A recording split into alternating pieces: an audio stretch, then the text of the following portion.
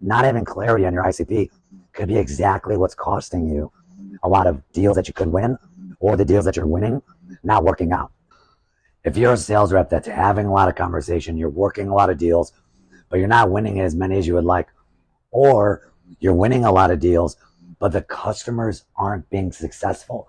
They're churning, they're not adopting, they're not implementing your solution. Pay attention if this resonates, because this exercise I'm going to talk you through that you can do right now can provide a lot of clarity and save yourself a lot of headache. So imagine if you're going to go, you're on a date. Before you go on a date, there's a specific type of person that you're attracted to.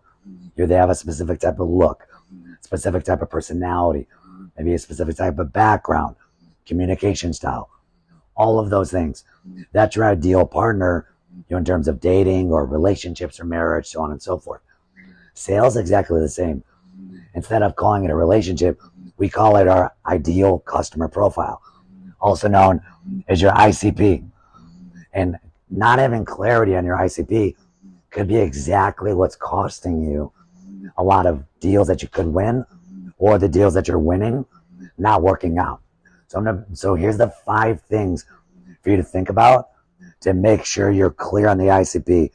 And then after I give you the 5 things, I'm going to give you a 3-step exercise so then you can actually take action and put this into work. So step 1,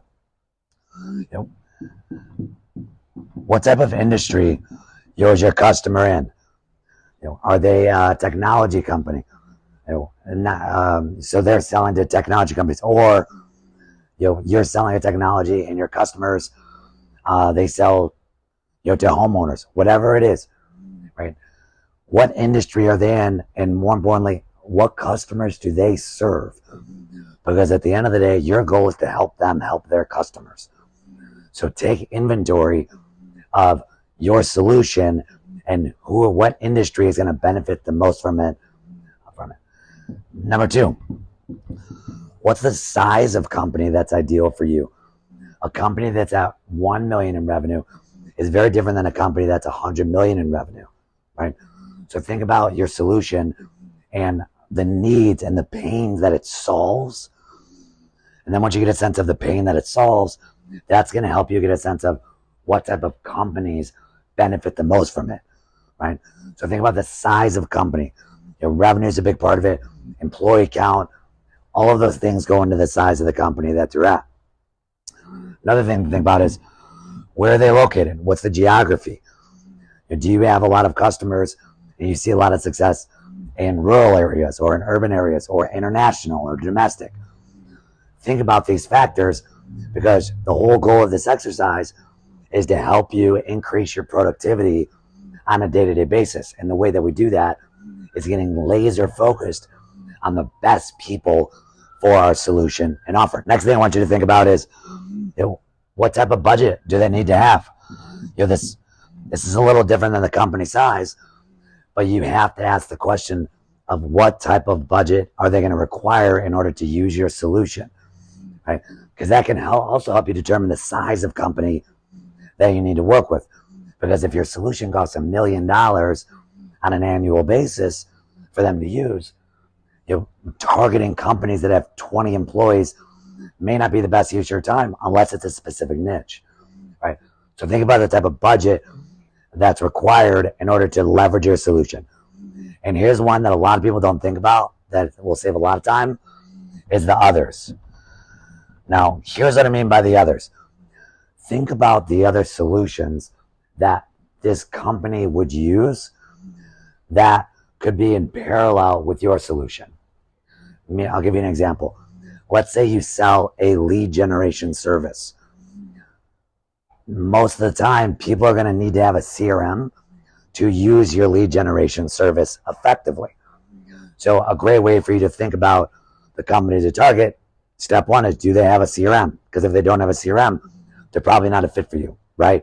If you're selling sales training, they need to have probably at least half a dozen to a dozen salespeople for the quantity of people to start to make sense to justify your solution. So think about the others, the other things that are required, and the other things that they might invest in that are work in parallel with your solution. Okay. So that's the 5 things to think about in terms of your ICP. Now, here's the exercise that I'm going to give you to help you start to take action and put this into work. Number 1, talk to customers. This is number 1 for a reason, and it starts and stops with this. You have customers.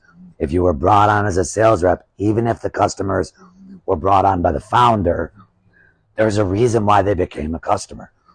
So meet with them and understand what characteristics do they fit in here: industry, geography, size, other solutions.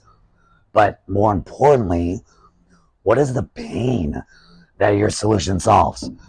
Pain is everything. Sit with them, have a conversation with them, and just ask, look, forget about our marketing speak. Forget about what we put on our website. You invested in our solution for a reason. What was the pain that it solved, both for you as the buyer as well as the company itself? And by just asking that question, you're going to get a significant amount of clarity for how do you sharpen up your messaging for when you're going out talking to new people, how they look like them. So number 1 is, what's the pain that it solves? And number 2, what was the impact? What's the impact of solving it? Other people call this a payback. Other people call this ROI, return on investment, whatever that is. So what was the pain that they're looking to solve? And what was the dollars that were tied to it? No one buys anything for free, right? They're doing it for a return. So by simply talking to your customers and asking them, hey, I understand this is the pain that you saw and what you're trying to solve here, but when that pain, how did you justify the investment in our solution, right? And that's going to tell you a lot about how they think about creating budgets, moving things around, and how they prioritize in the business.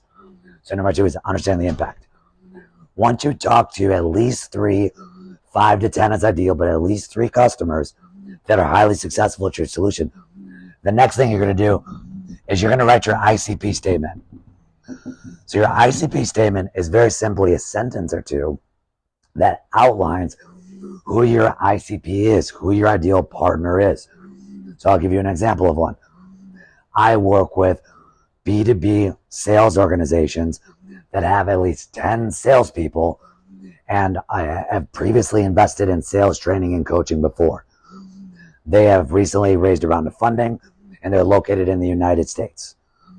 So by me outlining that, that provides a lot of clarity for myself on who I should spend my time focusing on. If you try to boil the ocean and call on 1,000 accounts, you're just going to spin your wheels.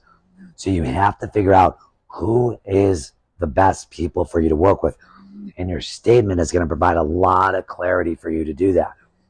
So write out your statement, and it's going to help you a lot.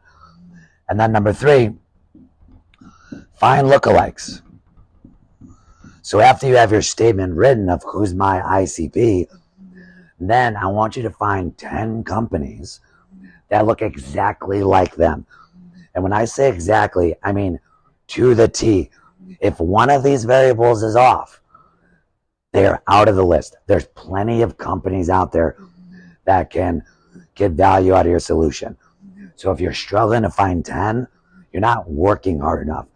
So these customers that you're working with in your ideal ICP statement, build a list of 10 people, and that's going to help you get laser focused on the people that are going to be the highest chance of being successful with your solution. Because it's not just about getting conversations, it's about helping people, which is ultimately what we're here to do in sales. So I hope this was helpful for you. Again, my name is Justin J. Johnson. I'm the founder and creator of the Beautiful Savage Sales Academy. If you have any questions, feel free to reach out to me. Go to my website, justinjjohnson.com. Hope this is helpful. Go burn it down. I'll see you in the next lesson.